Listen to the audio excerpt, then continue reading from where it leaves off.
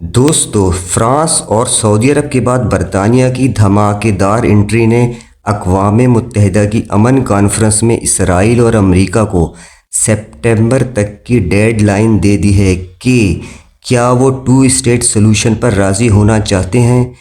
دنیا ایک بار پھر تاریخی موڑ پر کھڑی ہے، جہاں اب سعودی عرب، فرانس، ایران، چائنا، رشیا، برطانیہ، اسپین اور پاکستان جیسے مضبوط ملکوں کے ساتھ 150 سے زیادہ ممالک کھڑے ہیں،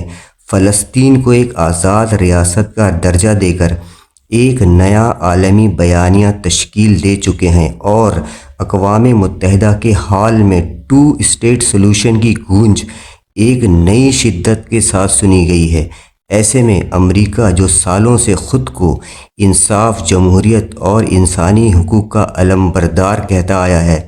اب ایسے دوراہے پر کھڑا ہے جہاں وہ فلسطین کو تسلیم کر کے امن کے قافلے میں شامل ہوگا، یا خاموش تماشائی اور اسرائیل کا حمایتی بن کر اپنی اخلاقی برتری گنوا دے گا۔ دوستو، 1993 سے لے کر اب تک امریکی سربراہوں نے ہمیشہ دو ریاستی حل کی حمایت میں عملی قدم اٹھانے سے گریز ہی کیا ہے، اور درپردہ اسرائیل کی حمایت جاری رکھی۔ اب جب کہ دنیا فلسطین کے لیے متحد ہو رہی ہے، امریکہ کی وہی پرانی پالیسی کہ جب تک دونوں فریق رضامند نہ ہوں ہم کچھ نہیں کریں گے، جو اب ایک تھکی ہوئی تعویل اور ایک رٹا بن چکی ہے۔ اگر امریکہ اب بھی خاموش رہا تو وہ نہ صرف یورپی اور عرب اتحادیوں کے درمیان تنہائی کا شکار ہوگا، بلکہ یونائٹڈ نیشن میں اپنی پوزیشن بھی کمزور کر بیٹھے گا۔ دوسری طرف اگر وہ فیصلہ کن اقدام اٹھاتا ہے، یعنی فلسطینی ریاست کو تسلیم کرتا ہے، تو وہ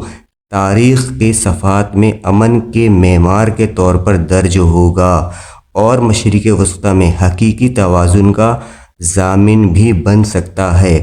سوال یہ ہے کہ کیا امریکہ اپنی طاقت کے ساتھ انصاف کا راستہ چنے گا، یا طاقت کے ساتھ پھر خاموش تماشائی اور اسرائیل نواز بن جائے گا؟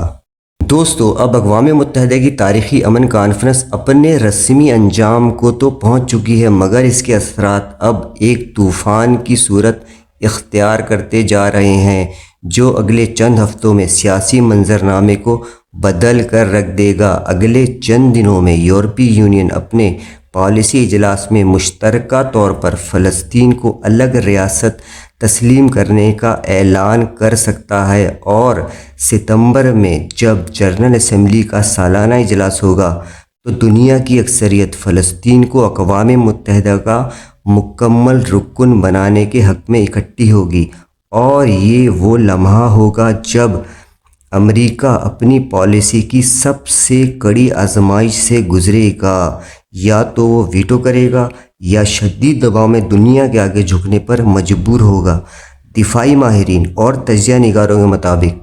سعودی عرب، قطر اور اردن مل کر امن منصوبہ پیش کرنے جا رہے ہیں، جہاں غزہ کی تعمیر نو اور خاص طور پر حماس اور الفتح میں مفاہمت کرائی جائے گی، جو اسرائیل کے لیے ایک بہت بڑا دھچکا ثابت ہوگی۔ امریکہ کے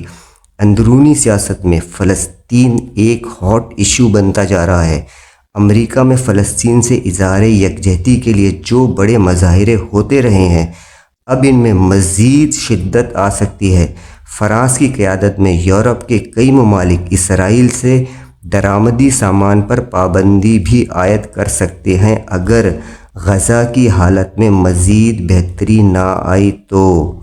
دوستو، اب جب کہ سعودی عرب واضح طور پر اسرائیل کی مخالفت میں جا چکا ہے، اور اس تیز رفتار بدلتی سیاسی صورتحال میں سعودی عرب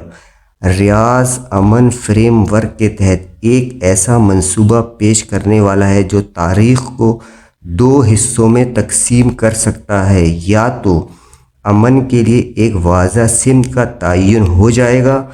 یا پھر سعودی عرب حجت تمام کر کے براہ راست اسرائیل کے خلاف جارحانہ اقدامات اٹھانے پر مجبور ہو سکتا ہے۔ اب لازمی طور پر دنیا کو یہ طے کرنا ہوگا کہ اسے کس سمت میں جانا ہے۔